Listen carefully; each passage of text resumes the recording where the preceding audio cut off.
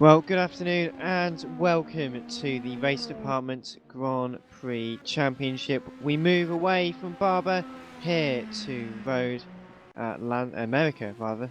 Two of them always gets me confused. Road America, I can assure you, we're at today for another exciting race. I'm Dan Marr, alongside me, Peter Lee. We're about to head into qualifying. Of course, a 10-minute session, so it's very compact. People have got to go out there and set their laps. So far, we have got 17 drivers in the server, and it's Peter. I'm sure you'll say it's going to be a top quality race tonight. Yeah, I'd definitely say so. Road America is one of those circuits that's known worldwide, of course, for its endurance racing and for its IndyCar and NASCAR. And here, IndyCar, we've got 44 laps ahead of the drivers here around this 4-mile circuit, so it's not a short race at all. But what is short is this qualifying session. There's just one out lap, two flying laps, and then one in lap. So it's vital that the drivers get their laps right. As you say, short, sweet, not quite like it will be in the race, but nonetheless, it really tests a driver's mettle. When you've got to really get the hammer down, you've got, as you say, just the 4 laps, 1 out, 1 in, and 2 quick laps. You just got to really try. You got to push the car because you know you're on your own. You've not got to worry about the people around you. You've just got to go out there, get into the zone, set your lap, and that's pretty much it. You can only do what you can do. And it's a long race, but it's not going to.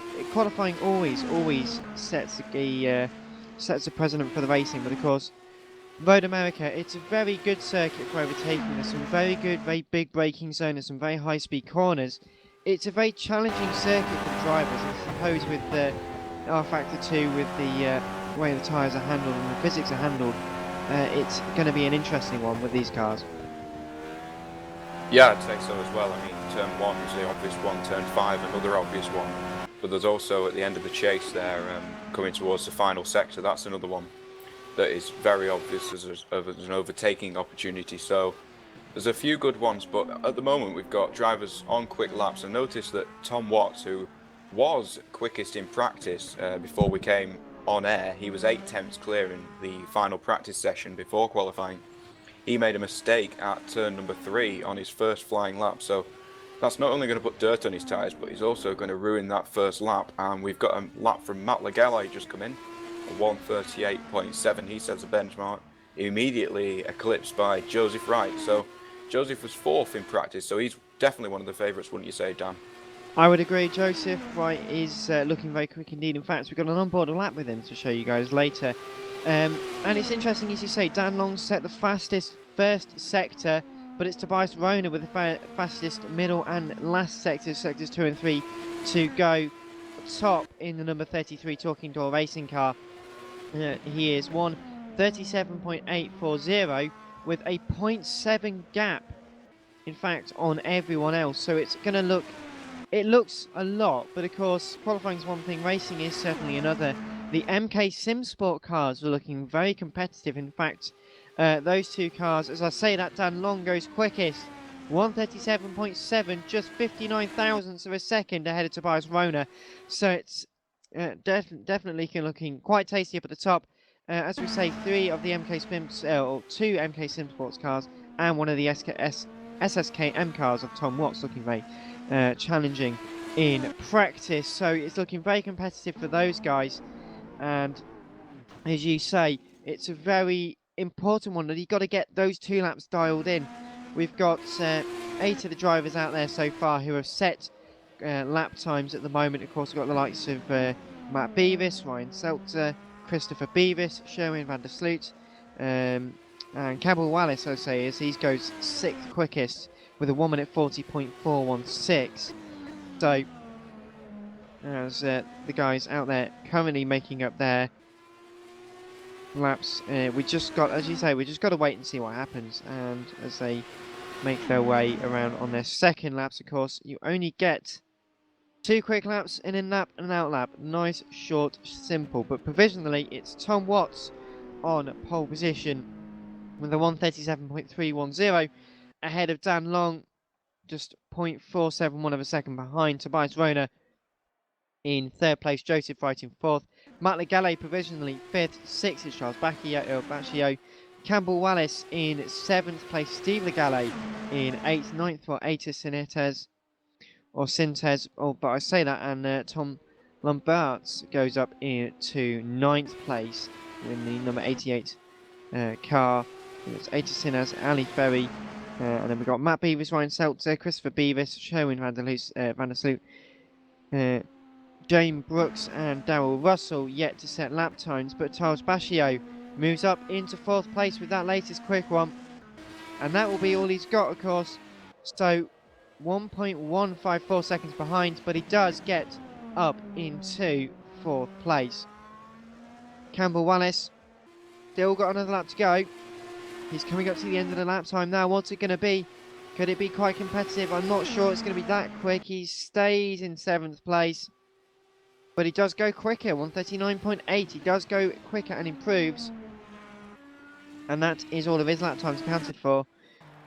So we've just got a couple of people yet to set lap times. We'll go through the full grid in just a moment's time. But as you say, Peter, what we've seen some of the drivers out there, the quicker drivers arguably, who have set their lap times already. Who are you expecting to be the pick for the race tonight?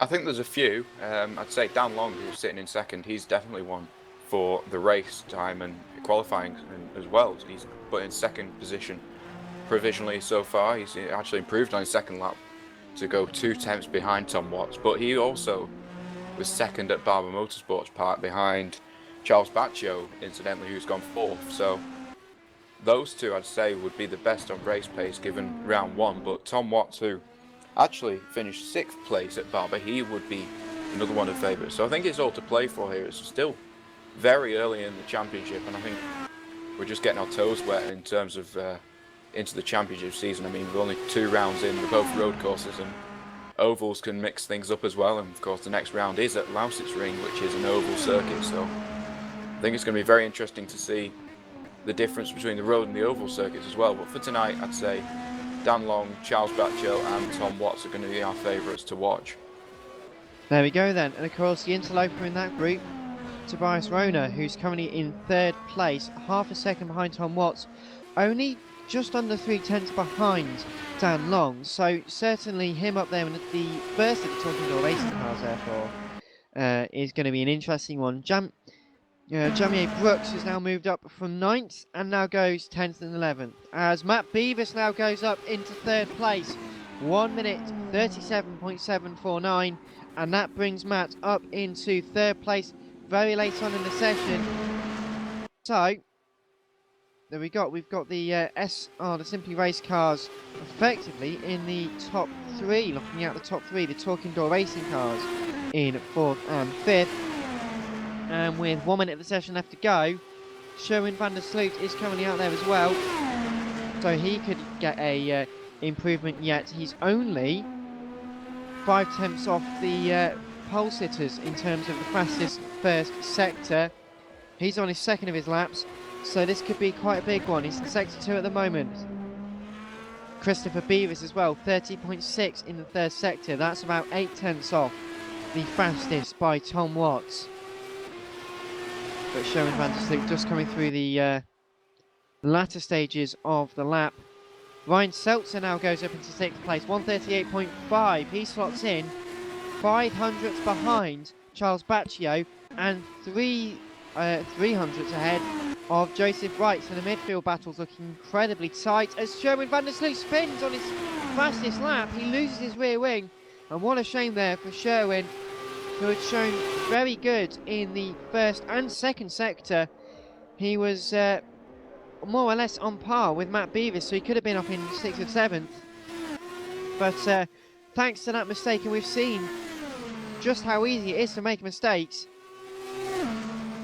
And with that result, that means he will not be moving up the grid and he will be starting in 9th place. But Tom Watts goes for pole position, 137.3, and Tom Watts has taken the pole position with a fantastic display from him, and it does set us up for a very great race indeed. And we do also have Seltzer still on a hot lap, still on a hot lap, up towards the end of the lap he comes now. What's he done in the first couple of sectors? 30.1 and a 32.6. So, not quite the fastest in the second sector. Can his third sector be good? He's very good at the final corner, very solid. What's the answer going to be as he comes up the line? Can he improve to 6th place? He comes over the line now, and he does. He's 5th place. Ryan Seltzer then takes 5th place ahead of Charles Baccio. And that will be your grid for the second round of the Race Department's Grand Prix Championship. And Tom Watts will start on pole position ahead of Dan Long and Matt Beavis. Tobias Rona will be taking 4th place. 5th place will be taking Ryan Seltzer. Charles Baccio 6th. 7th will go to Joseph Wright. Matt Legale will be in 8th place. 9th place for Sherwin van der Sloot. Christopher Beavis will start in 10th place in the number 69 car. Campbell Wallace will be starting in 11th. Steve Legale will be 12th. 13th for Jamier Brooks. Tom Lambert will be in 14th. Aita Sintez in the 15th position in the number 17 car. Ali Ferry will be in 16th. and 17th will be Darryl Russell, who didn't actually set a lap time in that last session, so he's got a bit of time to make up, but he does go out in this session now, so that'll be an interesting one to watch. But as we move into the warm-up, 5 minutes before the start of the race, we've got an onboard lap of Joseph Wright around here, around Road America. Just to talk you through what the circuit's like to drive, let's hear from Joseph Wright. Here we are on board the number 16 of myself, Joseph Wright. We're going to come across the line in the RDM Sport car. So we cross the line and we're going to be heading up to turn number 1. Now you want to get as much speed as possible. You're on the left hand side of the circuit into turn number 1. Tuck it in right to the apex, getting the wheel right to the limit.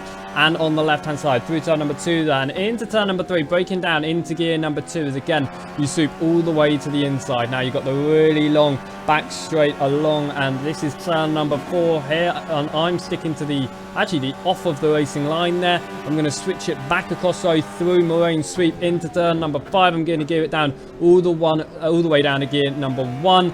Having a little bit of a wobble, very easy to lose your rear end, as it is through the exit of turn number 6 as well. Very easy for your rear end just to kick out.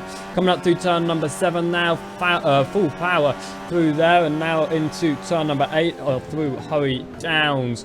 Again, a little bit of a wobble under braking, really nice stable exit. Now the hardest corner, the carousel, turns number 9 and 10, very easy to get your rear to kick out, especially at the very end. And as you can see there, I just had that rear end kick out just that little bit. Coming along through Bend, and then turn number 11 of Kink.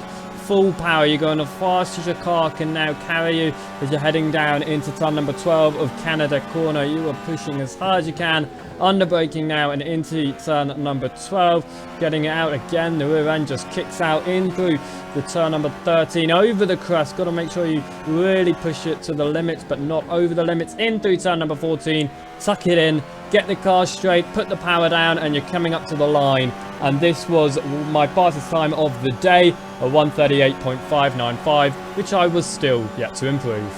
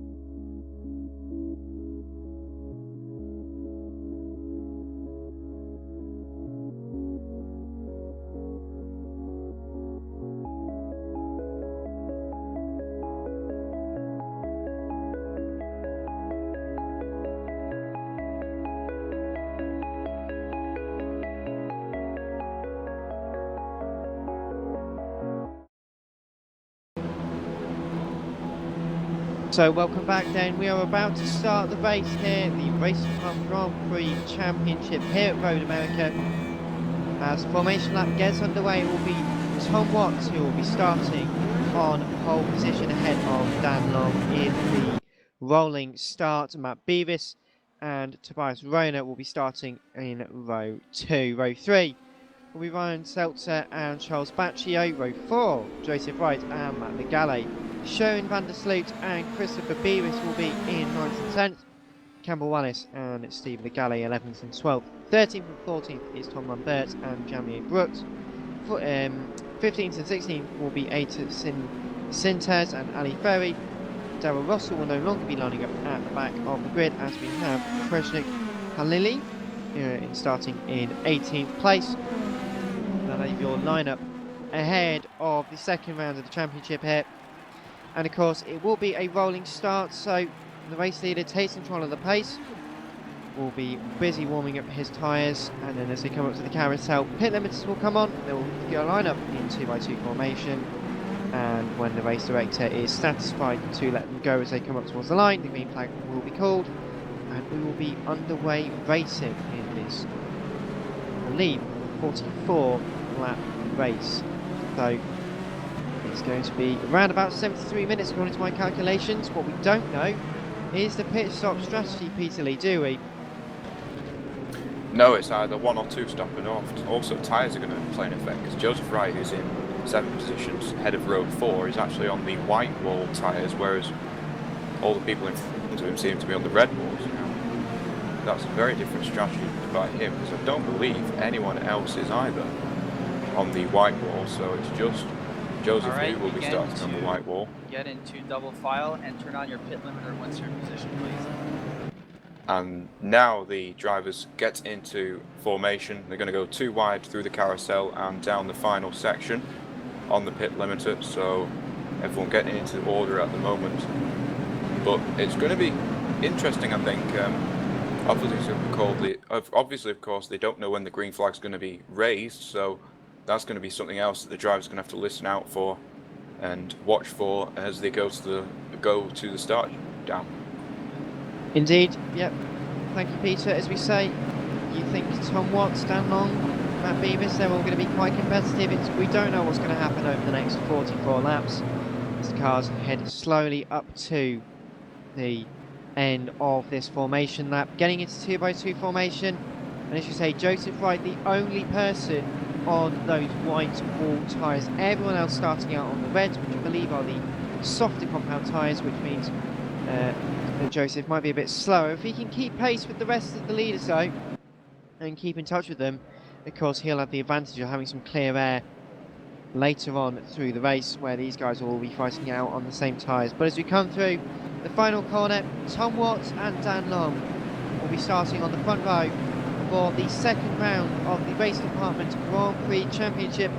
Race 2 here at Road America, about to get underway. We're getting ready for the green flag up the hill. It's a very steep hill.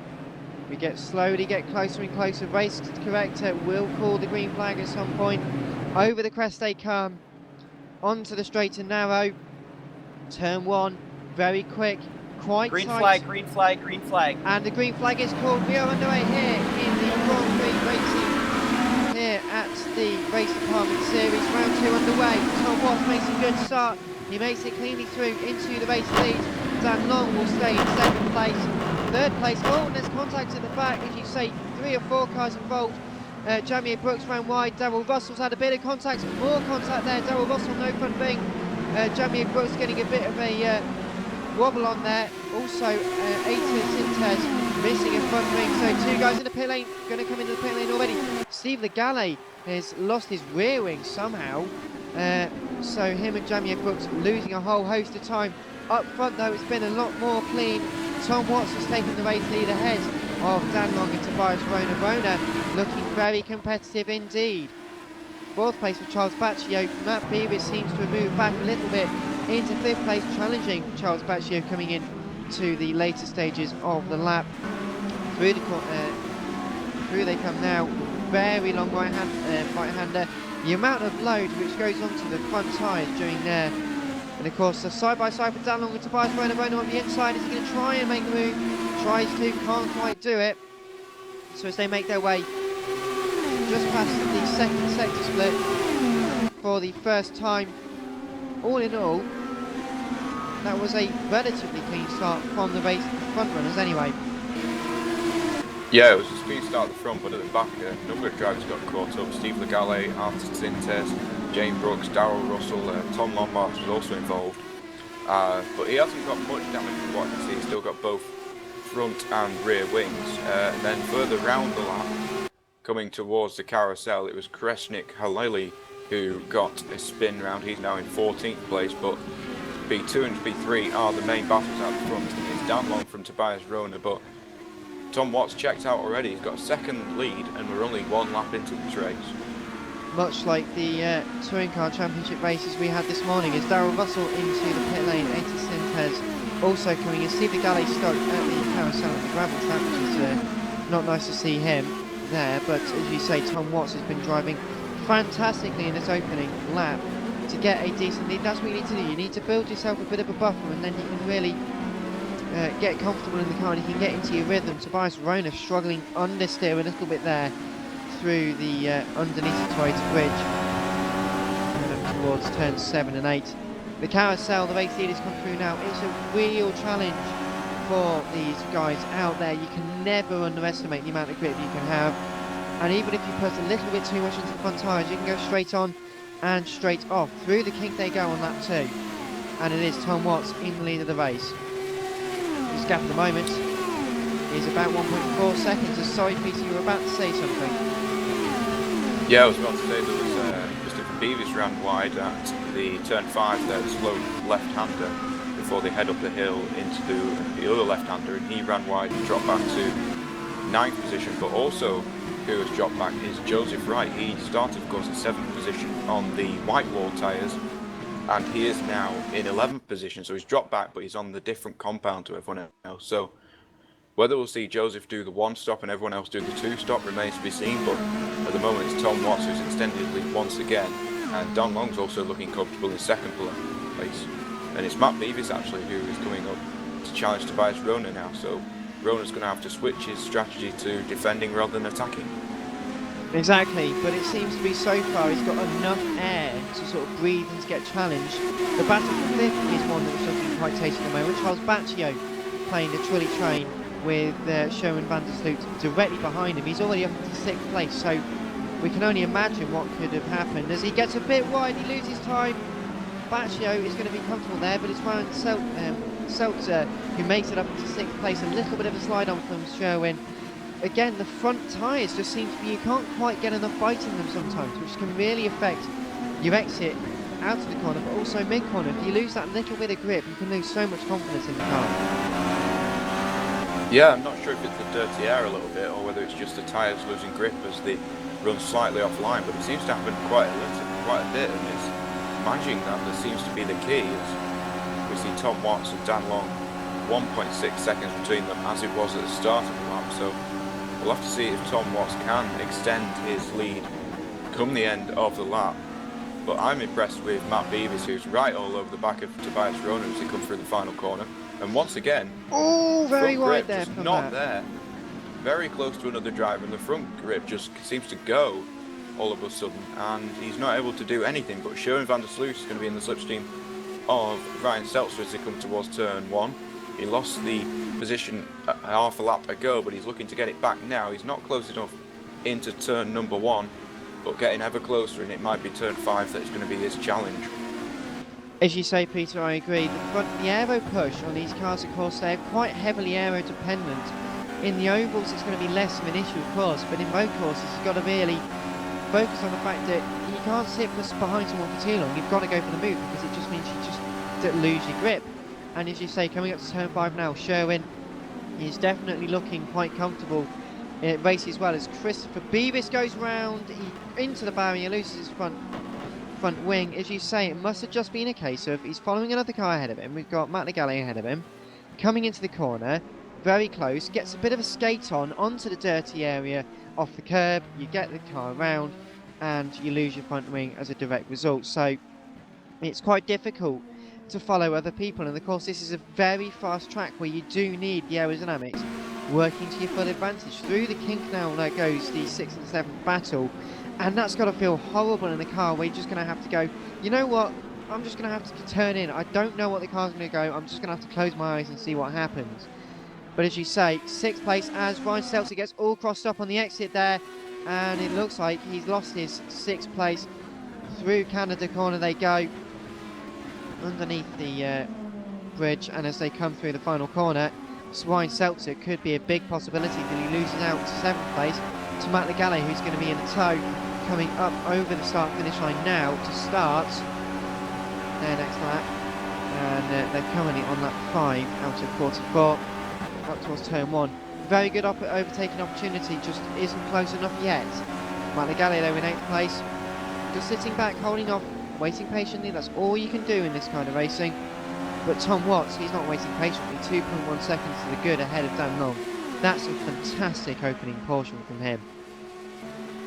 Yeah, and I think that's what he would have been aiming for, is to get out in front and get the lead in the first 4 or 5 laps, which is exactly what he's done on to lap number 4 now of 44.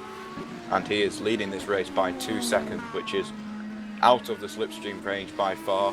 But it also might be Dan Long thinking, okay, we know what has happened with the dirty air and staying behind drivers, so possibly this is something we want to hold back on and maybe wait till the pit stop phase comes and do something with that. But we've got a battle for 7th place now between Seltzer and Legale.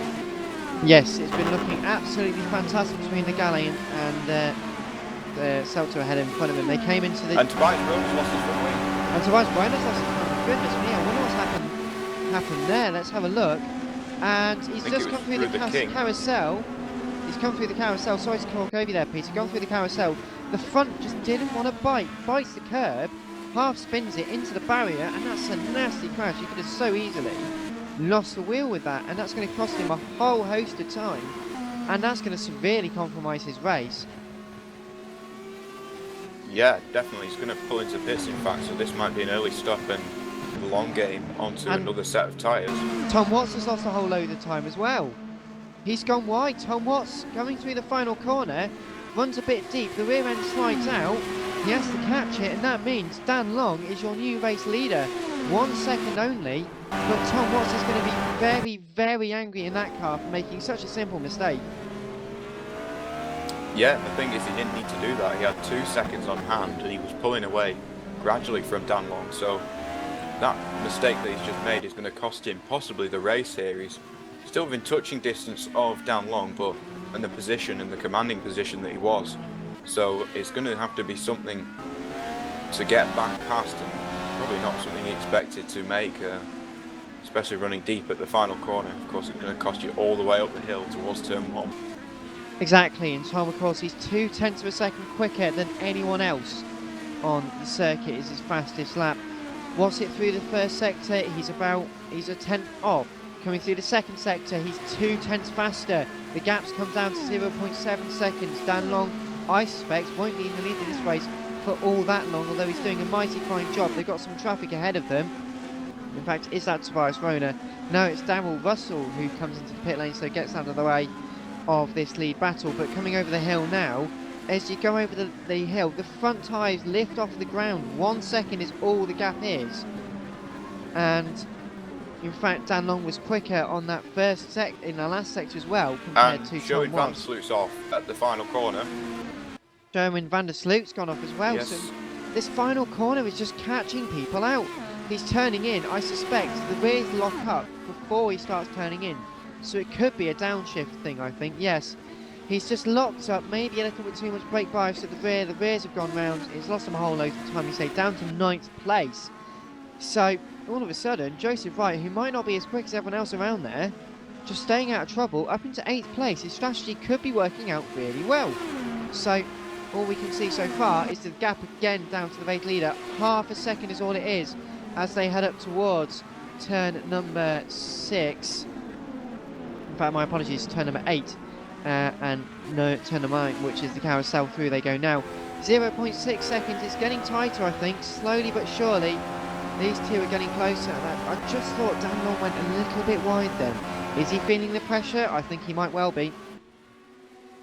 Yeah, he might be, but the problem for Tom Watts now is he is in the dirty air and he's not got the advantage that he had before, being in front and being in the lead, and that's going to be a problem wide. now.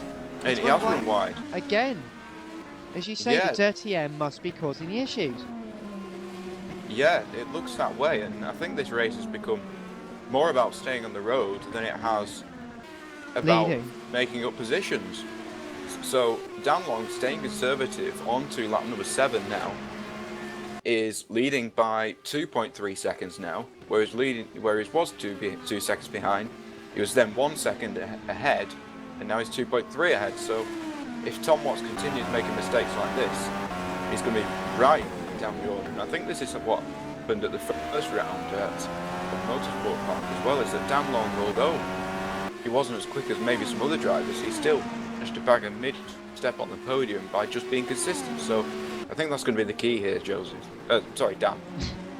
Actually, you mentioned Joseph. He's been going a little bit slower. He's got Sherman van der Sleep behind him. And we got Kresnik Halili. In fact, now ahead of him. Yes, in fact, he has got ahead of him. They've been battling quite well. Kresnik Halili is retired, so our first retirement of the race. Span coming through the first corner, gets it into the back, and just retires into the pit box, which is a shame for him. Tom Lambert's also his in the teammates pit out box. as well, Tom Lombards. And Aita Sintez as well, stuck in the gravel of the carousel, although he carries on to fight another day. But we've lost both of them in the space of a lap, which is a real shame. But they will be taking no further part in this motor race. And that's a shame, really, that we've lost them so quickly. Perseverance is always the key in these long races. Up towards nearly on lap 10 already. All of it's happened all of a sudden. But Tom Watts is looking vulnerable to Matt Beavis, who's got 0.6 seconds. It was 1.4 seconds a minute ago. And now it's only 0.6 of a second. So it must just be a case of you've got to stay on the road to win it. And that's exactly what you've got to do. Dan Long is doing a great job. 2 seconds ahead. Maybe not the biggest gap he's had, but he's just staying on the road, which is more than can be said of Tom Watts sometimes. And as a result, it could be MK Simsport 1-2 as opposed to a 2-3. Yeah, that's definitely a possibility, especially with Matt Beavis in 3rd place, closing in on Tom Watts. And these mistakes that Tom Watts are making are obviously costing him dearly. Of costing the race lead, and it might cost him a chance of a middle podium spot. It might even fall down even further because Charles Baccio is there or thereabouts at this moment in time. So Charles Baccio, who won the first round at Power Motorsports, incidentally leading the championship as a result, is one to watch as well as he comes through turn 7 now towards turn 8, and he's got Matt Beavis admittedly 3.5 seconds ahead of him, but still nonetheless in his sights, so the battle ahead would draw him closer. It's going to be fascinating to watch, isn't it, how this just pans out. And as we make our way up to the end of the very long straight up to Canada Corner, they come now. A little bit of a lock-up from Dan Long on the front right tyre. You want to be careful what you're doing with those kinds of tyres, because it's quite easy, I'd say, to damage them. And of course, in our factory, the dynamic track we've got, and also the dynamic tyre wear, the contact patch model they employ, means you've got to be more kind to tyres than you would think of being elsewhere. But it adds that extra dynamic into the racing where you've got to be considerate as we now head quarter distance already onto lap 11.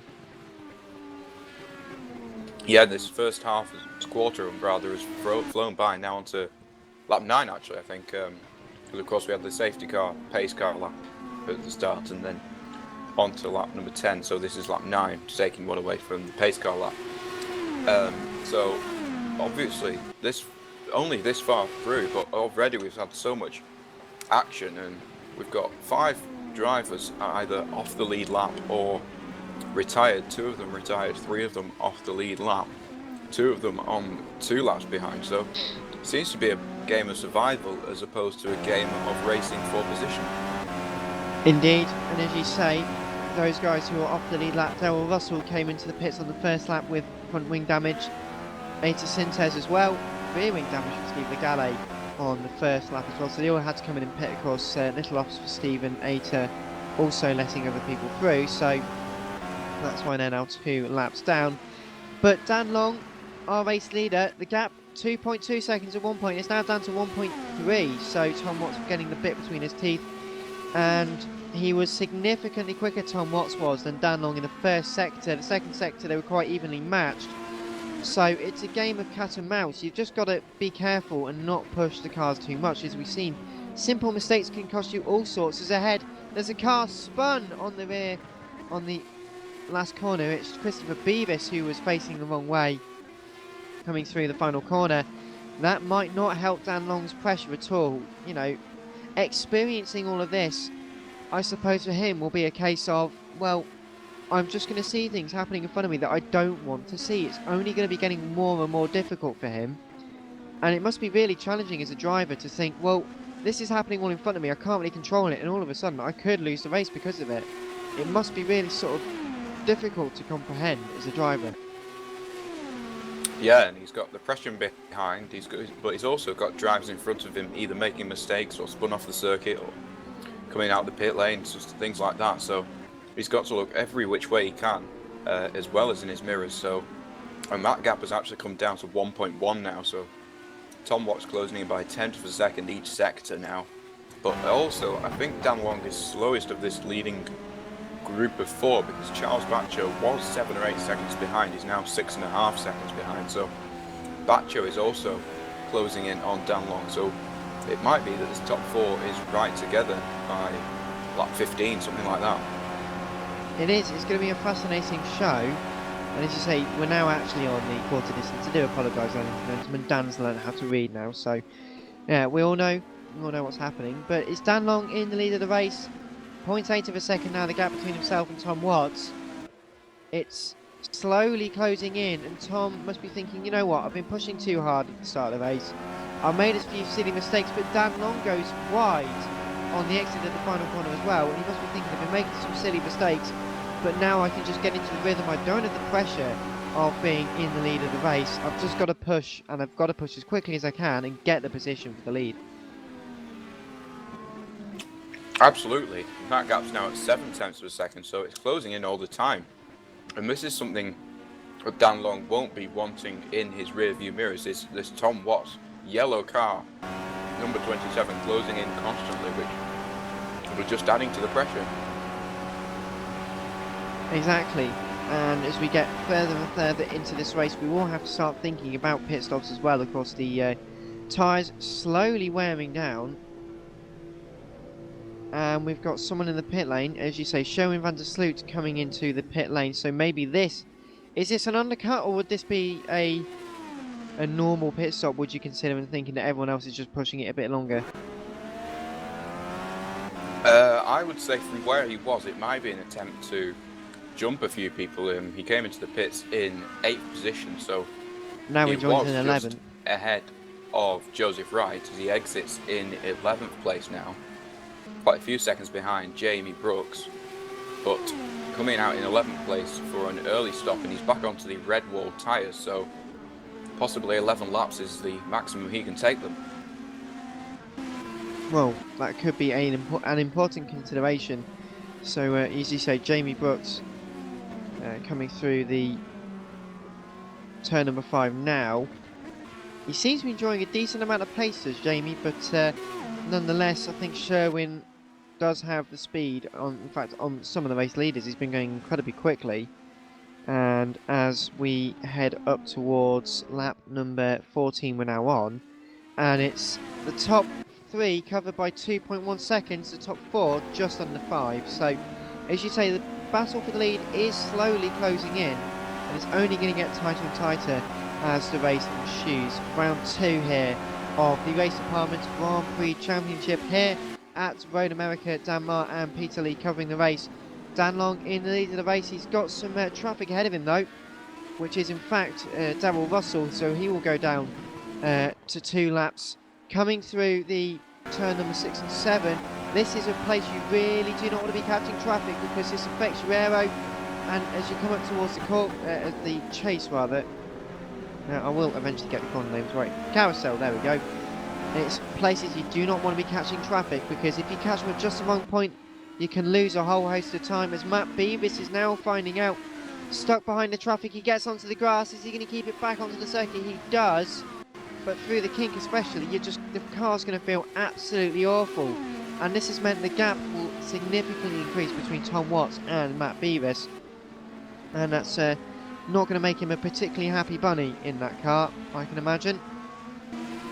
No, I wouldn't think so. I think Darrell perhaps left his car on the racing line slightly too long. I mean, if it was me, I'd be moving around all the way right after turn 7, that fast right-hander, but it forced Dan Long to make a passing manoeuvre as you would on another driver on the position, which wasn't ideal. And then through the mid-corner, Tom Watts actually got very close to the back of him, and there's now a battle for the lead.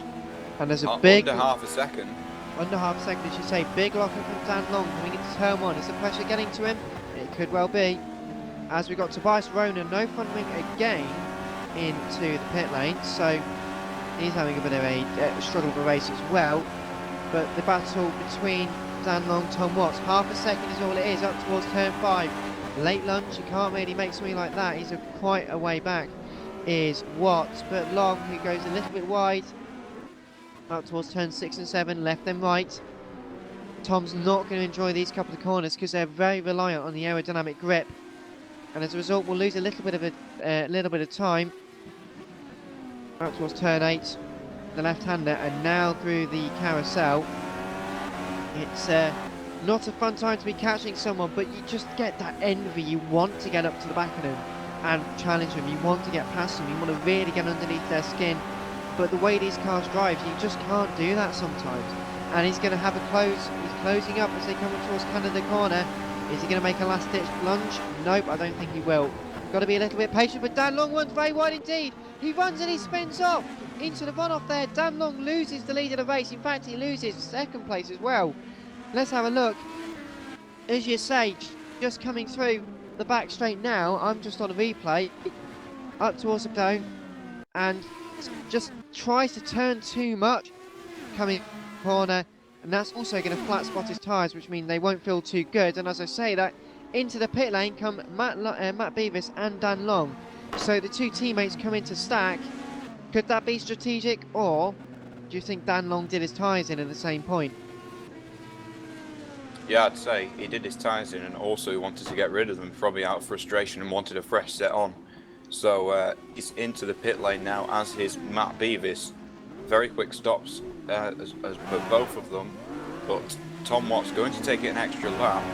But I think it's going to be Matt Beavis who might benefit from this, as he comes onto another set of the red wall tyres. He was only 2 seconds behind those leading pair. He's in a little bit of clean air. He's got Campbell Wallace 2 or 3 seconds ahead of him. But other than that, I think Matt Beavis could undercut Tom Watts if he gets a good outlap here. Tom Watts currently coming through the carousel, so it might be that Tom Watts pits in response, as well as Charles Batcher, who may also pit in response to that. Well, he's just done a 30.8 in the first sector, so maybe he's just going out flat out. 33.3 as well, not the fastest we've seen out there, but that is quite quick nonetheless. So maybe Tom Watts, this could be his end lap. Maybe he's going to go an extra lap. Could he push it on lap 16 here in the second round of the Race Department's Grand Prix Championship? We'll see. Up towards the final corner he comes now. Respectable, a little bit deep, but respectable. And yes, into the pit lane Tom Watts now comes. Our race leader into the pit lane. Hits the mark just. And as he hits the pit limiter, feels slow compared to everything else he's been doing, which means Charles Baccio takes the lead of the race due to Tom Watts coming in. Where, Peter, could you update us, where are the two MK Sim Sports cars out on circuit? They're coming through the final couple of corners now, coming up to the left-hander of Canada corner for Matt Beavis, and then he's going to be into the final corner. He's going to be hoping that Campbell Wallace will be making a pit stop. He locks up in front of him, Matt Beavis, a clean run through the final corner as Tom Watts leaves his pit box. And this is going to be close between the two of them.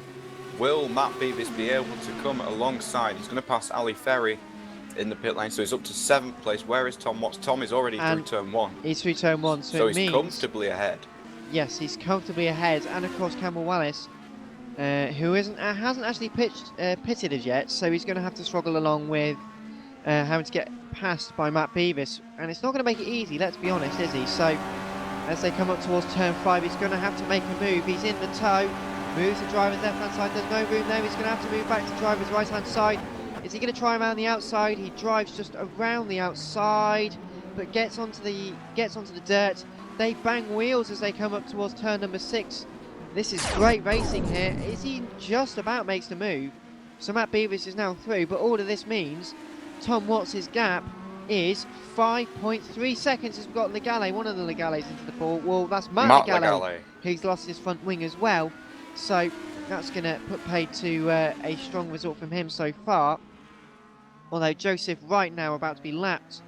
In fact, I take that back. He's about to lose third place, I say, from Tom Watts. Up towards the corner they come now. Is he going to make a move up the inside? No, he doesn't. But this is the difference now. We said the strategy where Joseph Wright's going to have to go for the overcut on everybody else. Well, this might not work, as we've got Charles Baccio haven't pitted, Ryan Seltzer hasn't pitted, Joseph Wright staying out as well, and Tom Watts going to line him up for an overtake. Over the start-finish line they come now. Just look at the speed differential between the two. He gets it done as they cross the line now, so Tom Watts up into third place by turn 1. Decent enough gap, a good couple of car lengths, and that's just enough to keep him ahead of Joseph Wright.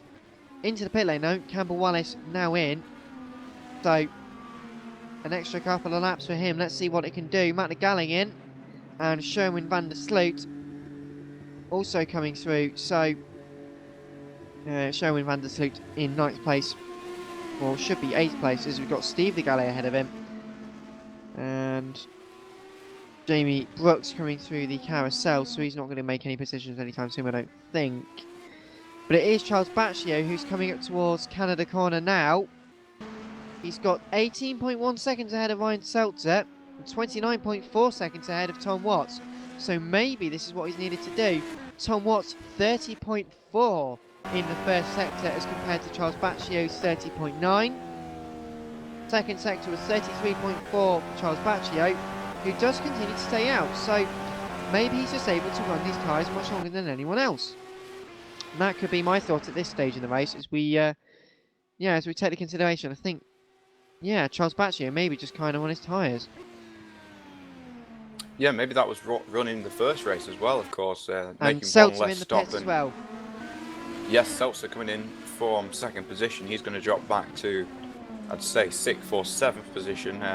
Probably come out around Sherwin van der Sloot, who now heads through the kink and down towards Canada Corner. But I saw Joseph Wright once again having trouble with lappers through the carousel. He's on the white wall tyres, still a few seconds ahead of Matt Beavis, but of course he's going to have to take these tyres a lot longer than Matt Beavis, being on the white walled set of tyres there. In fact, there are no walls on them because it's plain black with the white logo of Bridgestone. But it is Matt Beavis who's actually closing up, of course, on these faster tyres. So within a lap or two, I reckon Matt Beavis is going to be on the back of Joseph Wright and challenging for third position once again. As you say, it's going to be extremely close. Car number 4, that's Charles Baccio in the lead of the race, up towards Canada Corner. Lap 19 he's on. Can he take these tyres to half distance, I wonder? The other front runners, didn't really seem to. 31.1 for Charles Baccio.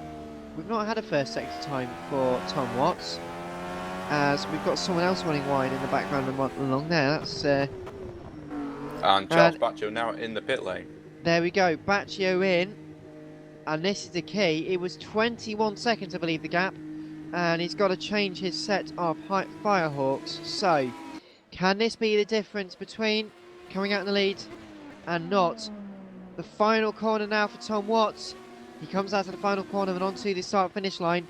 Charles Baccio only just stopping in his box. I don't think he's going to come out ahead of Tom Watts, I think. In fact, past he goes now. So Tom Watts retakes the lead. Lane as well. And Joseph Wright's in the pit lane as well, so maybe his strategy call wasn't the correct one, he thinks. And Matt Beavis is going to take second, but is it Baccio ahead of Dan Long for third? Only just Dan Long takes third again, so Baccio now with a little bit of work to do, but he is very close to the back of Dan Long. Yeah, and we've now got a battle of the brothers, I believe, between Matt Beavis, who's trying to overtake Christopher Beavis. I believe they're brothers. You can correct me if I'm wrong, but the same surname, I would presume so. So we've got two sets of brothers in this race, it seems, with Stephen Matt Legale and Matt and Christopher Beavis, as Matt goes up the inside of Christopher Beavis into turn 6, and he's now in second place. So he was in third position before the pit stop phase, and then Dan Long made that mistake before they came into the pit lane, and he's now up to second position. So Dan Long, though, not out of this race yet. He's only 9.2 seconds behind the lead and 2.6 behind Matt Beavis. So very, very close between them.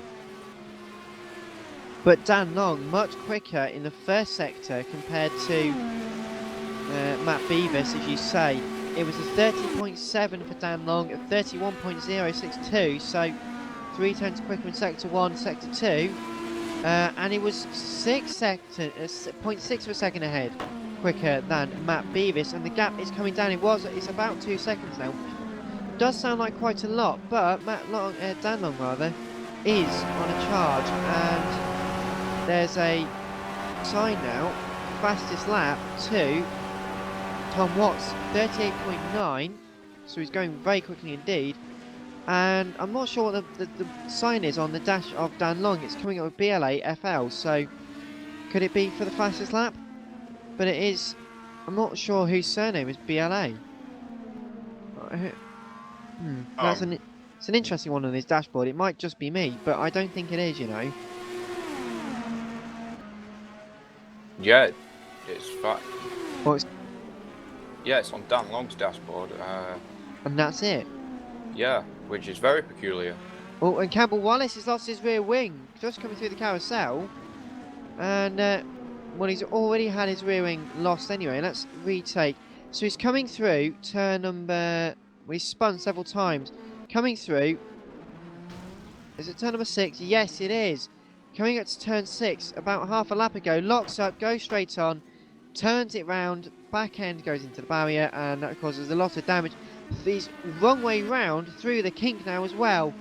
So he's going to have to hope that he doesn't get intercepted by anyone else. This is an awful part because someone could catch him so easily through the kink. Luckily there's someone in sight, so that car crabbing now, which is had a great run from Campbell, but this damage is going to put pay to any result now we could get.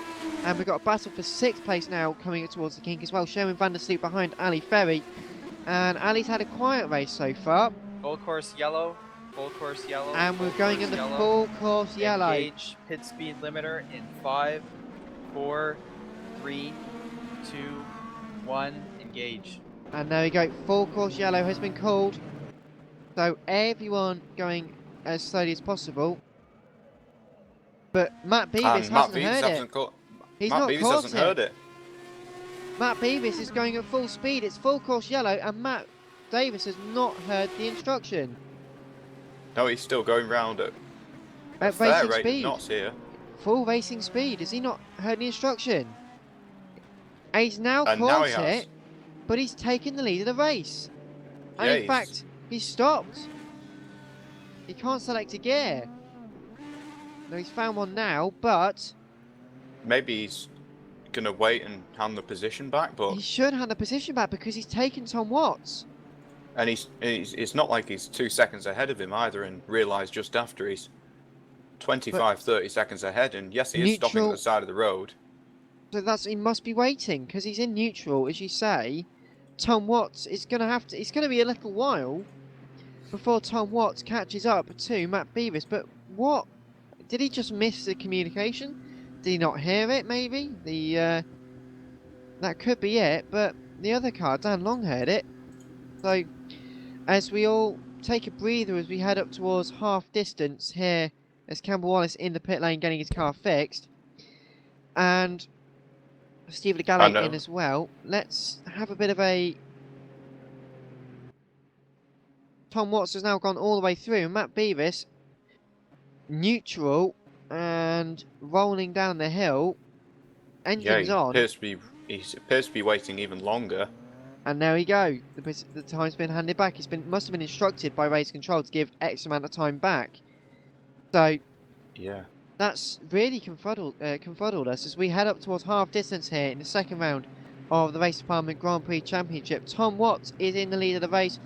Full course yellow though, and it's Matt Beavis who's 7.2 seconds behind.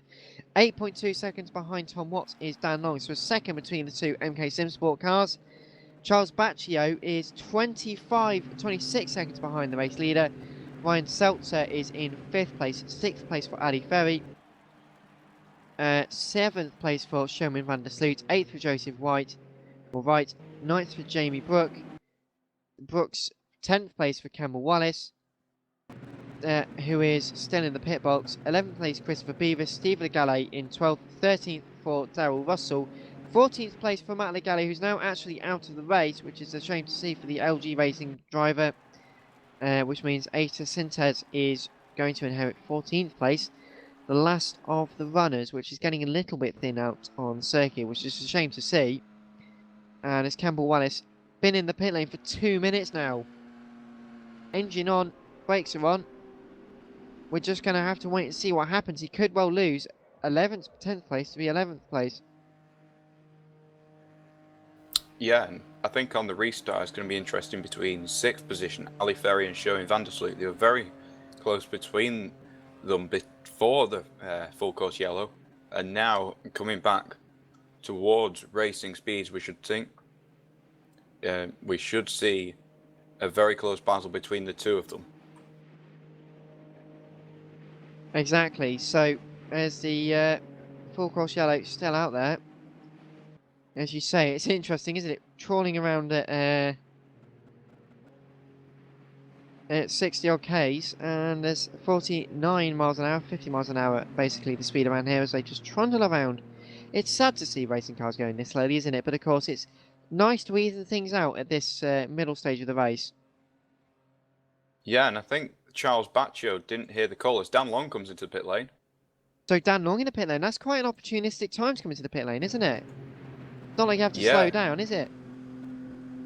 Yeah, I'm not sure if he's allowed to do this. A, I'm not sure if he's allowed to do this. And B, will he be able to make it to the end if he changes tyres, or has he got a drive-through? Well, he's got a drive-through. Black flag. That's what it must have been. Black flag. So could it have been speeding in the pit lane? To be honest, Possibly.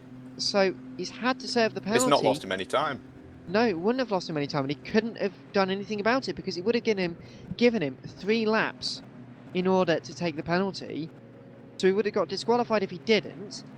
And even if it's against the race department rules, they can always rectify that post-race. But the game would have black flagged him. So damned if you do, damned if you don't, really.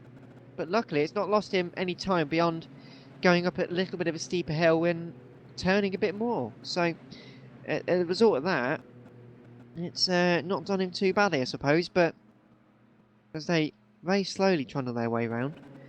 It's an interesting one, isn't it? Yeah, I noticed before they went onto full course yellow, and I was wondering why Charles Baccio was so far back from that group, whereas Green flag before the full course yellow. 3 seconds. Get ready to come off speed limiter. So 3, we're getting ready 2, to go green 1, again. What I was going to green say flag. is Green flag Charles now. Baccio was very quick on the full course yellow. It was within a few seconds that he went onto it, even before the countdown had begun. But Sherwin van der Sloot's already moved ahead of Ali Ferry for 6th position. Has it? Yes, he has. In fact, let's have a look at that one. In the tow, as soon as it was called, he was so much quicker in reaction. But the green flag had been called, and they got on the way up towards turn 1, made the position nice and simple. So as you say, up to 6th place for Sherwin van der Sloot. And Tom Watts regains his lead of around about 8 seconds on Matt Beavis. Dan Long 2.3 seconds behind Matt Beavis as well. So it's going to be an interesting one, as you say, for the second half of this race. And the tyres are also going to be not as warm as they were a couple of minutes ago. So it's going to be an interesting one to build the temperature back up into the tyres. Yeah, it's going to take at least a lap for them to build proper racing temperature, which will just add to the excitement. Showing Van der Sloot's dropped back behind Ali Ferry now, so he must have made a mistake somewhere around the lap. So Ali Ferry back into 6th position and 2 seconds ahead of Showing Van der Sloot. And he's gone wide at turn number 6, just caught the car, the rear end just went a bit AWOL and lost a whole host of time, which is why he's now down in 7th place as opposed to 6th. So he's going to have to do some work to get back up, but everyone at this point has made at least one pit stop. Tom Watts has made one pit stop, as has Matt Beavis. Joseph Wright has gone back onto the same set of tyres, which, considering they didn't take him much longer than the Redwald tyres, is peculiar because he won't be able to get to the end and he's on slower tyres, which from a strategy standpoint I don't quite understand, but maybe Joseph knows something I don't. That's very much possible. So would you have any suggestion for why he's gone as the same set, or Dan? I'm not entirely sure why. He's come back out. Maybe his strategy is playing on the fact that he's trying to do the one stop and trying to keep his tyres out. It's not going to be the fuel issue, but it's not going to be a fuel issue. It's just going to be how long can the tyres last, which means is he pitted twice now, pitted once? I believe he's pitted twice, but once, I believe. Once, okay. In that case, then that would be why. And Christopher Beavis has been applied a drive-through penalty for some reason. That's an interesting one. We'll have to find out that one later. But yeah, so Christopher Beavis now coming in to serve his drive-through penalty, which we'll find out later on in the race. He's going to lose out 12th place, I believe. No, in fact, no, he won't. So ignore me there. But it could be a case of that's just Joseph's strategy, that he can go on one set of tyres, whereas everyone else is going to try and go on 2. But the gap now, 8.4 to 9 seconds for Tom Watts ahead of Matt Beavis. Dan Long just losing out a bit of time to Matt Beavis in 3rd place as well. So the top 3 looking quite comfortable. The only real on-track battle we're going to see so far, I can't really see anyone who's that close at the moment. It's all about having a working driver strategy, I suppose, as everyone just sort of settling into their rhythm at this halfway stage of the race. Yeah, the only one that's slightly close is between Ali Ferry and Showing Van der Sloot.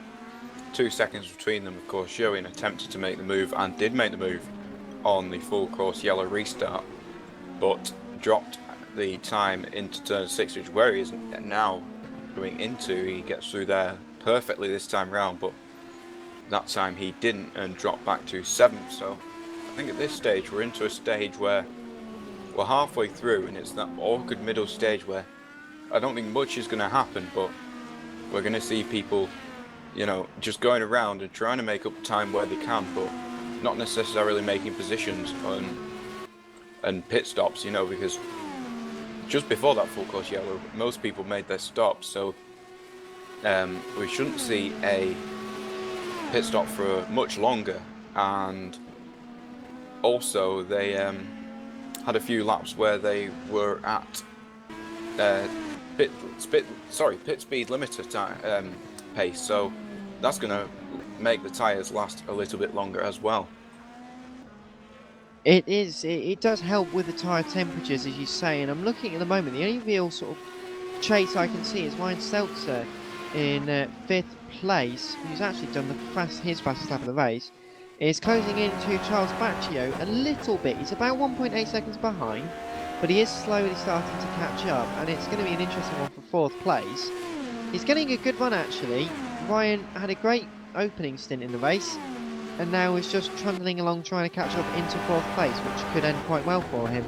But as they come through turn 5 now, he just looks to be that much neater, and Charles is, I'm suggesting, maybe struggling on his tyres a little bit, but the gap is coming down, so maybe Charles is struggling with his tyres a little bit. Yeah, I mean, he's on a fairly new set. Pitted quite late compared to everyone else, but Ryan Seltzer did pit around the same time, so perhaps Seltzer just a little bit more comfortable in this newer set of tyres. The number 35 coming through the carousel now towards the King. But he has closed that gap down to under 2 seconds now, so definitely within a lap or two. He should be on his rear end. It's going to be quite close. Up to Canada corner they come. What's the gap now? Well, 1.6. That was exciting, wasn't it? And Ali Ferry's made another mistake, so Sherwin van der Sloot is now comfortably ahead of Ali Ferry. They're having a little bit of a cat and mouse game, aren't they? Coming through, I'm trying to look where well, I can't really see that, can I? But they do seem to be having a little enjoyable little race with each other when they just sort of run wide and lose positions to each other. So it is sort of playing nicely, isn't it? Ryan again going quick, and he's 1.7 behind still, but he is going the quickest he's been all race, I believe. He's just put in another fastest lap, his own personal fastest lap, 140.220 against a 140.223 that it was previously. So consistent laps, 140.3, 140.2 and 140.2 in the last 3 laps in comparison to Charles Batcho's 140.40, 140.7 and 140.1. So Charles Batcho, slower lap on the first one, but then he's steadily got into a rhythm and he's now quicker than Seltzer on the last lap. Yeah, so it's that stage of cat and mouse where you've just got to be careful. You can't push yourself too much. You're settling into the rhythm and everyone's not really going outside of their concerns or anything. As Steve Legale now into the pit lane once again. So we will see how this all unfolds. And Eta Sintez has had a bit of a spin up at turn number 2. Did a very nice donut actually. I'll give him at least an 8 out of 10 for that one, but a lot of tyre marks on the road as well, so won't help his tyres tremendously much as well. But meanwhile, we're trying to summarise here what exactly is happening on track, because we've lost 5 cars now due to retirements, which is always a bit of a shame to see. And Tom Watts is enjoying a comfortable enough gap.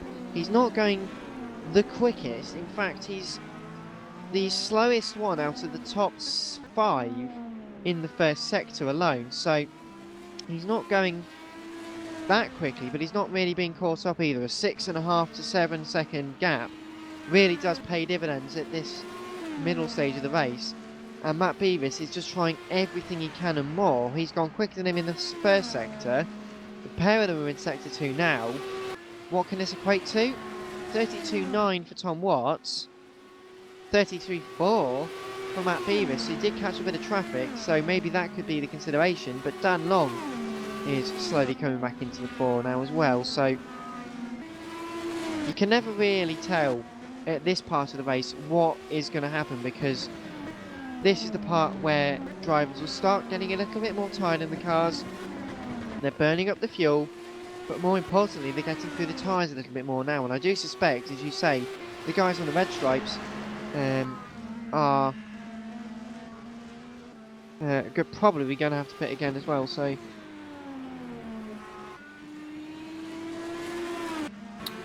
And Tom Watts is actually going 2.5. In fact, he's just going to fit a quick lap. Before that, he was going about 2.5 slower than his quickest lap. He was on 38s and low 39s before, but he's putting a 40 on the last few laps. He's just put in a 139.5, which is 6 tenths slower than his quickest lap. So back up to racing speed now. Perhaps these tyres are now only just getting up to temperature and it's taking them a bit longer than they anticipated, but at the moment it's fairly consistent gap. 6 seconds between the top 2, 6 seconds further back to Dan Long as well. So at the moment not a lot is happening, but I think we're just going to have to wait until the next pit stop and see what everyone does. exactly, it's 20 degrees air temperature and 20 degrees track temperature, which isn't a very good combination because it means that it's quite flat. There's no sort of room for manoeuvre in terms of the tyre temperatures themselves, which means it's not that dynamic. They're just getting up to a temperature and sticking to it, which as a driver you want, but at the same time you don't, because when the air cools a little bit, it gets a little bit more tricky, but it does help the longevity of the tyre. Whereas having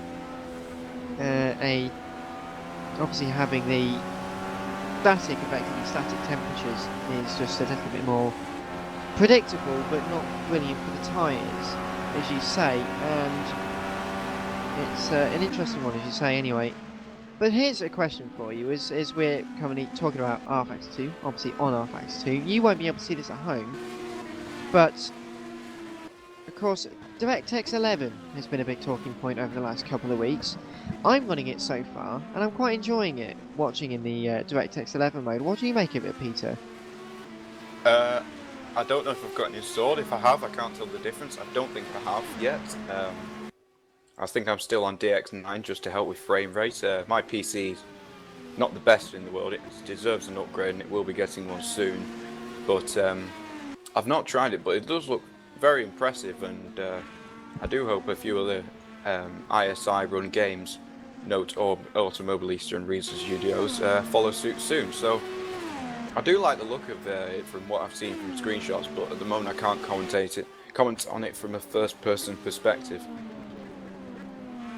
As you say, it's going to be interesting what happens in the next couple of years with all of the ISI-based engines slowly migrating to new engines in terms of graphics. And the DirectX 11 update is I think it's given an extra bit of lease of life into rFactor 2. It's got that sort of buzz around the community back, which we didn't have for a little while. But now it's come through, people are starting to finally talk about rFactor 2 again, and it's quite exciting to see the excitement that's happening. And it's sort of, for me, it's given a sort of an extra breath of life back into rFactor 2, which is always nice to see. And as we head up towards lap number 31 now, we're on lap 31 out of 44, or 30 in terms of 44 in terms of actual racing laps. And Tom Watts, 5.3 seconds the gap was, it's now 8.4, it changes from lap to lap, doesn't it? But it's around about 6 seconds between him and Matt Beavis, it's around about 7 seconds between Matt Beavis and Dan Long, 20 seconds back is Charles Baccio, but only 1.6 seconds behind Charles Baccio in 5th is Ryan Seltzer, who is in 5th. It's 4th place for Charles Baccio, my apologies. Sherwin van der Sloot is currently 43 seconds behind the race leader, and 12.5 seconds behind Ryan Seltzer. Ali Ferry in 7th place now, consign themselves to that position-ish. Joseph Wright, still on the black stripe tyres, is 1 minute and 17 seconds behind, so maybe his call to use the black stripe tyres not going to be as good for him, or the white stripe tyres, I'm apologising, as good for him as maybe he hoped. 10th place for Campbell Wallace at the moment. Jamie Brooks in 9th place, he gets a bit of a wobble on. Darryl Russell is in 11th place, Stephen Galley is 12th, 13th for Aita Sintes, and now Christopher Beavis is in 14th and last, as he's currently in the pit lane retired. So we're around 2/3 distance here as Tom Watts completes another lap. 7 or 8 seconds between the two of them. Matt Beavis closing in slightly in the final sector of that lap, but now with 14-15 laps to go, the question is, will we now be seeing another set of pit stops for the leaders? Of course, they went around this distance before, so I would expect them to, but can they stretch them out perhaps a little bit longer to do a final 10-lap sprint on them later on? I think that's something we're going to have to wait and see. It is, and as you say, with only 14 laps left to go, it's going to be an interesting dynamic to see whether another pit stop will be needed. And it's going to be a case of when, maybe, as opposed to if. And speaking of which, Jamie Brooks is in the pit lane, number 44. And there we go, Jamie Brooks in the pit lane. Just left his pit box now, actually, so he joins the race in 9th place. And quite a lot of clear air between himself and everyone else. He's a lap down, but 1 minute and 17 seconds ahead of Campbell Wallace in 10th, so plenty of space, really. Yeah, I think there's no trouble with the position Jamie's in at the moment. 9th position, almost a lap. In fact, 2/3 of a lap ahead of Campbell Wallace. almost a lap behind Oh, Joseph Wright. So and Matt Beavis is going slowly.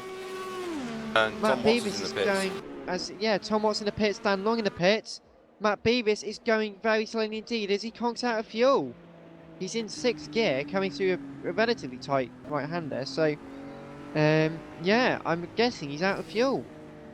Yeah, it looks like he's just about going to be able to make it the hill towards the pit lane Yep, in neutral limiter, and he now. goes onto the limiter. And Dan Long is also in the pits, so Tom Watts leaving the now pits. leaving. And Ryan Seltzer goes through and into second position.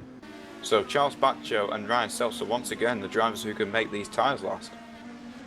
It is. So Tom Watts out up towards turn 2. Dan Long leaves the pit now and up towards turn 1. Matt Beavis getting his car serviced. Engine is off. Restarted. More fuel in the car. Thank you very much. You'll get on for the rest of the race. Sherwin van der Sloot now into the pit lane as well. So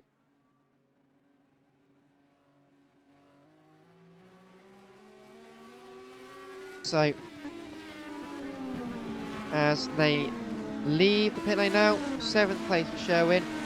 About to be taken for 8th place by Joseph Wright. So Joseph now into 7th place, 8th place for Sherwin. And But let's see how it pans out. As you say, Peter, you were about to say but, so.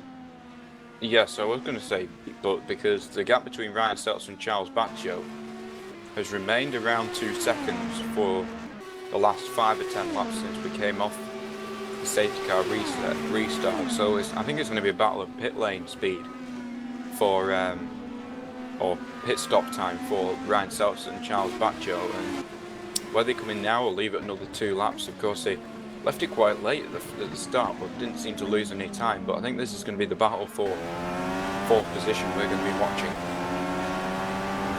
And Ryan Seltzer is in the pits. And Seltzer, as you say, now into the pit lane. So it's going to be a straight battle between Watts and Baccio as they come up towards turn 1. Dan Long is about to overtake him. The question is Seltzer going to be ahead of Ali Ferry come the end? I should think so. Ali Ferry hasn't made his second pit stop yet, so Seltzer should be in front on corrected time as he comes out of his pit box. Campbell Wallace going into the pit. And Ferry box goes now. through. Yeah, so Ferry 1 stop behind, but into 4th position at the moment. So Baccio, Ferry, Joseph Wright, Jamie Beavis. Brooks, I believe, as well. Yeah, Beavis has Yet actually to come make through a to 5th pit stop. place. So Ryan Seltzer has actually lost the position down to Matt Beavis, but it's not a big gap at all, as you say. So we've got just the 13 cars out there, and so Charles Baccio still in the lead of the race, yet to make a stop. The gap between the pair of them, though, between Baccio and Watts, is 3.4 seconds, which isn't a lot.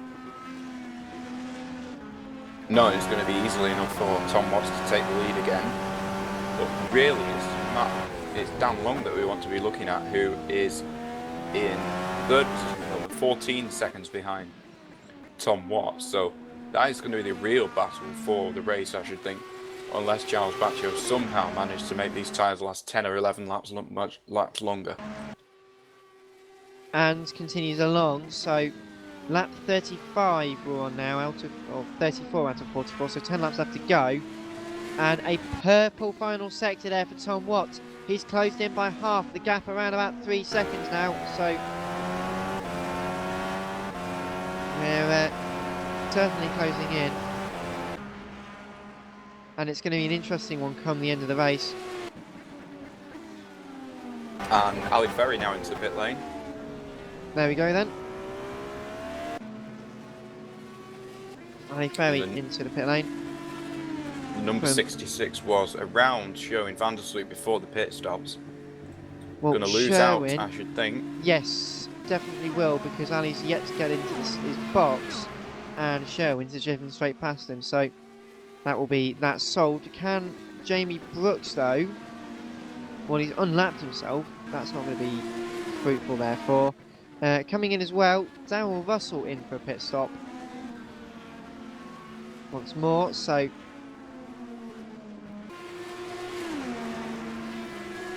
And the gap's now at 2.5 between the two leaders. Exactly, so the gap is closing significantly once again. Through the final corner they go. Tom Watts, second place. Charles Baccio continues out. So he just seems to be getting a much better gap. He just seems to be better at making those tyres, not locking the tyres in, but just seemingly the tyres running better, I would suggest. Yeah. Perhaps it's something to do with his setup, but it does seem at this point that his tyre wear is much lower than the drivers around him, and even Ryan Seltzer, that went as long as Charles Baccio at the first stint, hasn't been able to make his tyres last this long this time. So Charles Baccio, with 10-11 laps to go, is looking like he's going to have a very short final stint. Either that, or he's trying to take his tyres all the way, which in this case he's going to have to do extreme defensive work against Tom Watts, who's closed in, and we've had a new fastest lap from Matt Beavis, 1:38.604, which is 0.3 of a second faster than Tom Watts. Fastest first sector, fastest last sector. Did a decent job in the middle sector, I'd say, but in fourth place rather, is trying to close in the gap on Dan Long, which is now 12 seconds. So that fuel saving exercise he had to do is really come and stock his race. But nonetheless, he's going to continue, go out there, push as hard as he can. But Tom Watts is a man on a mission. 1.6 seconds the gap between himself and Charles Baccio now. There's a bit of traffic coming up towards Baccio now in the final corner. That's Darrell Russell who's ahead of him, and Baccio now coming into the pit lane. So isn't going to take his tyres to the end of the race. Tom Watts therefore regains the lead of this race. Yeah, and he's going to lead ahead of Dan Long and Matt Beavis, I believe. Though Beavis did have that little error with the fuel just before he came into the pit lane, going very slowly into the pit lane, was Matt Beavis. So it might be very close between those two.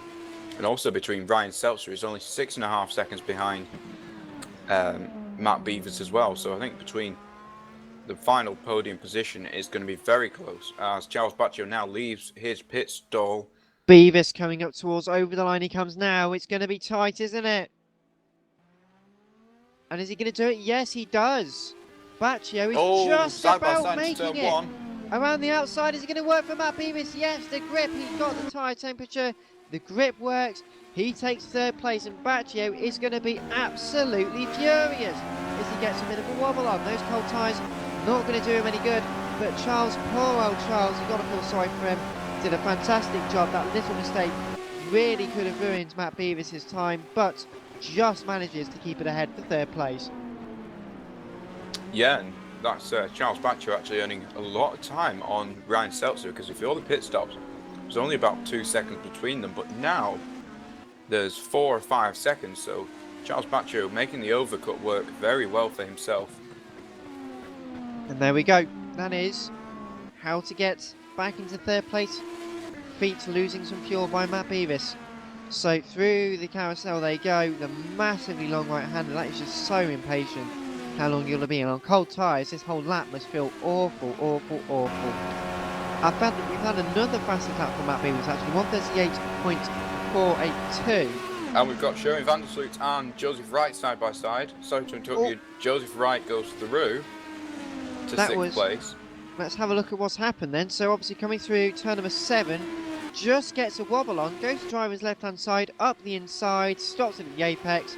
Sherwin just breaks out late. He's coming to the pit house, Sherwin, hasn't he? So you'd think the tyres would be fully unlocked by now and would be into the full operating temperature, but it looked like the tyres were absolutely wrecked when he tried to make that kind of move, didn't it? Yeah, I mean, Sherwin has made 2 stops, whereas Joseph's still on his second set of black white-walled tyres there. And he runs wide at the final corner though. He has run wide. Maybe that's a sign of tyre wear, as Sherwin now getting his tyres up to temperature once again after making that mistake, and he's now right on the rear of Joseph Wright, moves to the inside on driver's right-hand side. And he's going to easily make that move down to turn 1. There we go. Joseph's He does make the very move. close A out the little bit of corner, contact. they They make both make contact. Oh my goodness. Sorry to interrupt you there, Peter, but both making contact in worries. turn 1. So tight. You know, they was really committed going side by side. Just made the cut through. Joseph getting a lot better exit speed. Maybe underestimated just how quickly he went through. And that's all it takes. A And Beavis slight is verge of round. contact. Beavis has gone round as well. My goodness, it's all happening now, isn't it? He loses out 5th place. He loses out 4th place to Ryan Seltzer.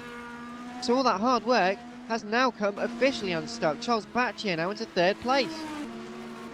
Yeah, and that's out of a podium position from where he was. Charles Batcho up into 3rd position, started from 5th, got up to the lead at the 1st stint, got up to the lead in the 2nd stint, and now in the 3rd stint he's got back up to a podium position. So, and this is all going to play into the championship because Dan Long has got 2nd at Barber, 2nd at the moment here, whereas Charles Batcho 1st at Barber, 3rd here at the moment. Tom Watts 5th at Barber, There we go. 1st here. Sherwin van der Sloot being let through by Joseph Wright very nicely there, letting him through as a result of the contact, which was a fair decision to make, in all fairness. So, thank you for that, Joseph. But yes, please do carry on, Peter. Yeah. So it's going to be very close between the top 3 come the end of this round, with Dan Long obviously 2nd, Charles Batcho 1st and 3rd, and Tom Watts 5th and 1st. And van der Sloot wide again, and spins at the final corner. So that time he wasn't helped at all. That was just him running wide and going off. So he's really struggling on this next set of tyres. I'm wondering, maybe these are like, I know sometimes in certain games you can actually get tyres which have been previously used and re-put them on the car. Maybe he's done that. I'm not entirely sure. That could be a factor, but he's really losing a whole load of time, and that must be really, really bad in that car. Yeah, now Ali Ferry's right behind him again, so it's his deja vu from just after the safety car restart, and Ali Ferry's right behind him now. It's extremely close with, what, 7 laps left to run here? It's all turning up in the 2nd round of the Race Department's Grand Prix Championship race. And van der Sloot, who is massively struggling on his tyres, they look flat-spotted quite badly, which will not be helping at all. And with Ali Ferry just looking a lot calmer, the tyres looking a lot better as well. Can he drive all the way around the outside? He might well try, but Matt Beavis, who is currently in 5th place, of course he did try very hard, but has just struggled on that set of tyres. But Tom Watts a 20-second lead now ahead of Dan Long. It's been a masterful drive from him, isn't it? Yeah, apart from those few mistakes at the start, it's been very well judged from Tom Watts. Obviously had a mistake at Canada corner the final corner early in the race, which let Dan Long through, and then he had another mistake further round the lap that almost caused him to lose 2nd place. But then ever since Dan Long made the mistake, Tom Watts has led this race and has really been a dominant force, and with such a lead at this stage in the race. Exactly, it is fantastic to see. He's been pushing hard, and he's going to be rewarded with the race victory, touch wood, because, you know, we're still in the race. It's not. So the battle for P7 is Sherwin van der Sloot with Ali Ferry once again being very close indeed. And Joseph Rice slowed. Oh my goodness, out of fuel. Joseph Wright dropped into 1st gear. He's on the pit limiter. It's fuel, it must be fuel because he's on the pit limiter. I don't know what's happened there, but he's just as into the pit lane now. Paul Wallace comes again, getting a front wing changed again, but also in, I think I saw someone else in as well. My eyes were just deceiving me, but we've got Joseph Wright slowing and Sherwin van der Sloot in 6th place. It's got Ali Ferry all over the back of him again. So this is turning out to be an absolute barnstormer of an end to this race. We said it might be a bit dull in the middle, but come the end, it's all going to turn up once again. Ali Ferry getting very wide on coming up towards the kink on lap number 40. We've got 5 laps to the end, and this isn't going to be settled until the very end. This was a fantastic battle up towards Canada corner. They come now, just running deep. Yep, so there we go. It's been confirmed with Joseph out of fuel, blanked and forgot to pit. That is what happened to Joseph, which is a real shame because he was looking oh so competitive through that and could have got a really good result. Yeah, and it looked like he was only going to have to do a one-stop race as well, so it could have been that he could have gone to the end on those tyres and kept the 6th position that he was in. I think if he would have made a pit stop, he would have dropped down to 8th position as it is now, but at the moment on the pit limiter, struggling to get round. Maybe he can get round to pit again, but with such little fuel, it'd be very difficult to do. But and again, Ali Sherwin van der Sloot, go on. I was about to say, in the battle regarding Sherwin van der Sloot, Ali Ferry just running deep into the second turn, got onto the marbles, ran deep, and that's given Sherwin a vital lifeline and some breathing space to go with. Yeah, we've got Campbell Wallace off, just ahead of Ryan Seltzer and Mark Beavis, who are very close together now. And rear wing gone for Campbell, who's had a 4 or 5 trips into the pit lane now, I believe. So. And front wing gone for Ryan Seltzer. Oh my! Oh, how's he done that? Let's replay. Was it with Campbell Wallace? Let's have a look. Yes, it. Well, yeah. So coming through the kink, one slowish car, one quick car, caught at just the wrong moment, goes into the back of him, and that's why they're limping around because it was a very hefty impact. And so yeah, that's what's happened. So all happening in the last few laps. Which then means, is Sherwin going to take back 5th place? I think he will. So onto the tracks now for Ryan Seltzer. Where's Sherwin compared to him? He's just coming out the final corner. As Campbell Wallace now back into the pit lane. And here we go. So Ryan Seltzer leaves his pit box, but that's not going to be enough. Sherwin has retaken 5th place. And Ali Ferry now up in 6th as well.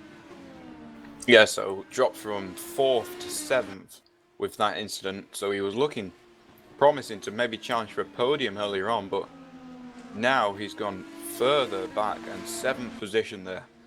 Jamie Brooks unlapping himself from that. They're going very sideways and actually spinning in front of Seltzer there. So Jamie Brooks spinning through the grass at turn number 3, but Ryan Seltzer will not be happy with that. We'll have to see if the race stewards do anything about that, but from what you said, Dan, it was just a racing incident. Yes, having a look at that last spin, as you say, and it was just a case of got onto the marbles, rear stepped out and got caught out. But as you say, if anything that the marshals and the stewards need to look at, they will get it investigated and we won't have any problems applied to. Anyway, into the pit lane has come Joseph Wright. Got the fuel tank out, lads. Let's put some fuel in there. So we'll have an eye as he slowly rolls into his box. Yes, his engine's off. So going to wheel into the box, and then as soon as he gets back in, he'll turn it back on. Clutch has been engaged for the entirety of down the pit lane, which makes it easier to freewheel. Stopped in the box, and can he restart it? Hopefully. Into first gear, but can Joseph restart the engine? We can only hope. This is going to be interesting. I'm not sure if he can, because he's got the clutch open, but we shall see. Which is a bit of a shame, really. It was such a great battle for him. And a great race for him. There we go. And in fact, he's going. Underway. 9th place now. So he's lost a lap to Jamie Brooks, though, basically. So he's in 9th and can't really do much about it. But Tom Watts in the lead of the race. We're on lap 44, so we've only got 2 laps left to go. This has been a interesting and chaotic race, I'd say, Peter. But what have been your highlights then? I'd say the battle going on between 5th and 6th position, Sherwin van der Sloot and Ali Ferry has been one of the highlights of the race. These two have been going at it for 30 laps-ish. Ever since before the safety car, as Ali Ferry goes very quick into turn number 8 under the Speedville Bridge. Around the carousel now, around a second behind Sherwin van der Sloot, once again through the carousel. Obviously, will closing in the slipstream, and I think that's been the key through this race, is not get too close in the corners and realise that of course, once you get to the straight, the huge aerodynamic properties of these cars will drag you closer to the car in front. So if you get the drive out the corner, you don't have to necessarily be very close, but you just have to be there or thereabouts in order to pull up to the rear wing of the car in front and pull alongside.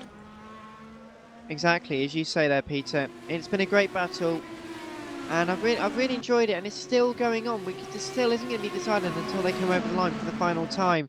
They go on to lap 44 out of 45. Our race leader, though, Tom Watts, just about to come up towards the final corner to start the last lap of the race.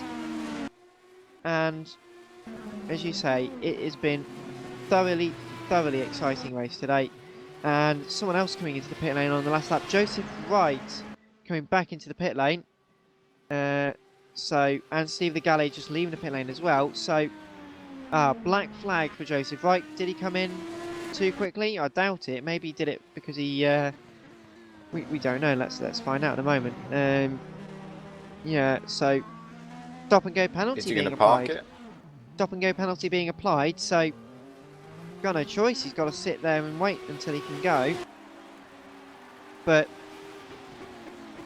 I've just run out of things to say really about the about these guys out there, because it's been a fantastic race, and I think Tom Watts has been a deserved winner. He's got half a lap left to go. Still going on it. 30.8 in the in the first sector, which is still on par with everyone else out there. Accelerating through the carousel for the final time. The rear end, you can see it's just starting to go. Lifting out of it, that's quite sensible. You don't want to be on it flat out and damage it on the last lap. Through the kink for the final time, up towards Canada corner. And Tom Watts in the SSMK or SSKM car, definitely not the Simply Race car, is coming up towards the final couple of corners for the final time, under the Kohler Bridge, through the final turn, and Tom Watts, lap 45, he's going to see the checkered flag.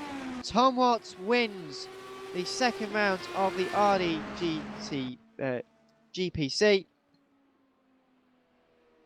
and a deserved victory goes to him.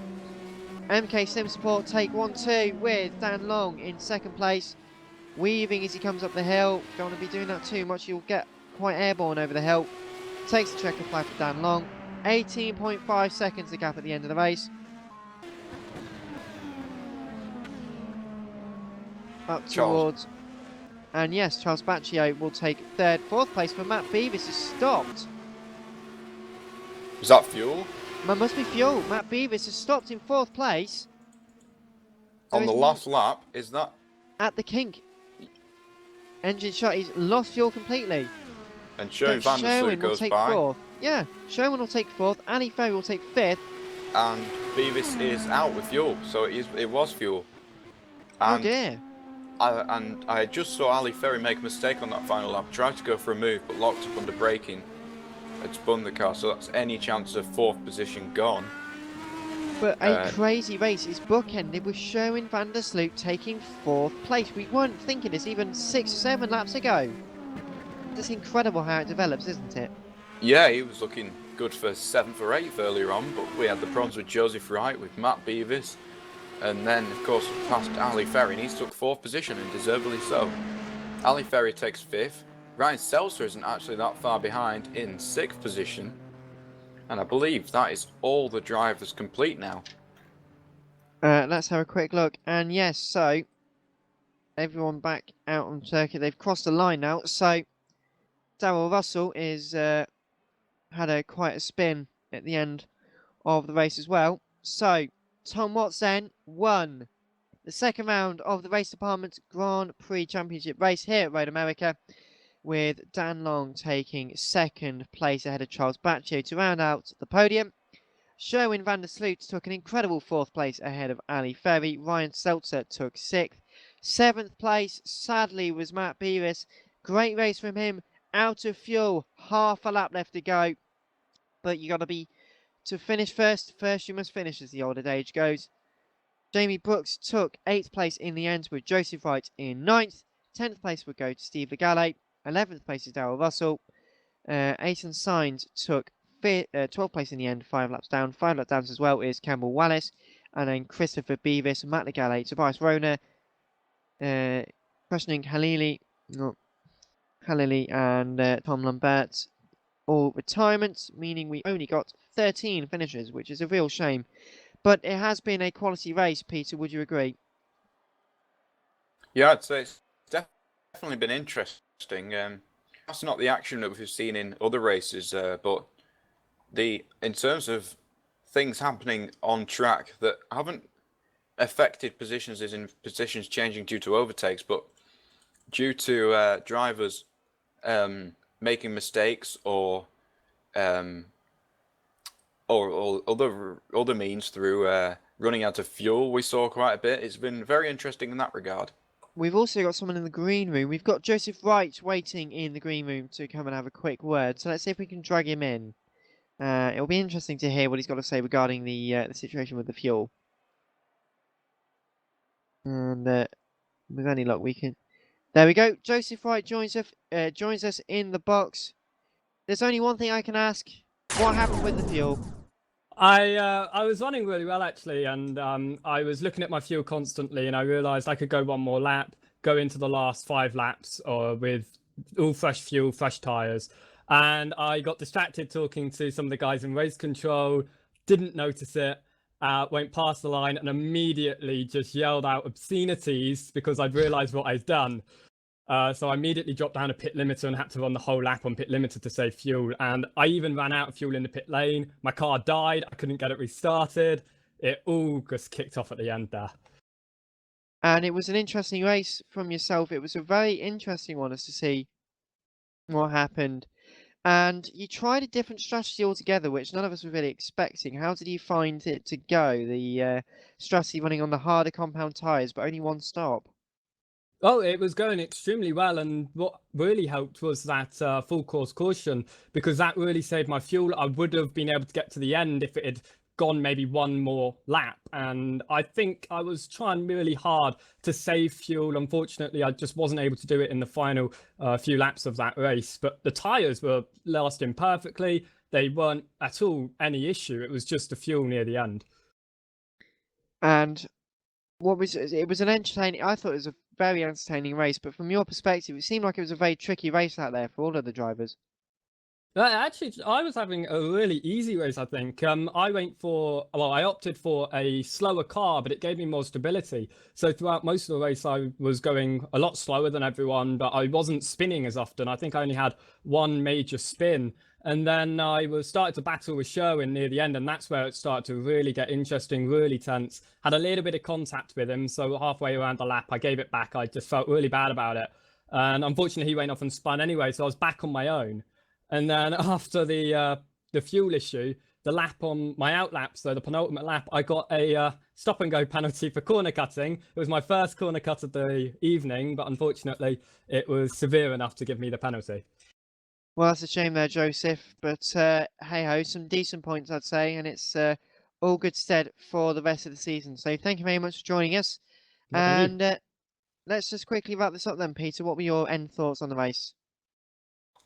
I think it's certainly been very interesting with the way that it's worked in a more of a survival sort of race. Of course, it was a marathon, not a sprint, unlike some touring car races or other such races such as those, or even some single-seater races are only 10 or 11 laps, but this one, 44 laps, is a proper Grand Prix event. So I think it has been a race of survival, but I think also Tom Watts showing that surviving ability with just the 1 or 2 mistakes at the start, but after that he was in cruise control for the rest and a 20-second lead in the end and a bunch of points to go with it. But I think it is going to be Dan Long and Charles Batcher are going to be very close on points for the championship lead. Well, as you say, it's going to be a fantastic one to watch in the next round. It's going to be at the Lausitz Ring.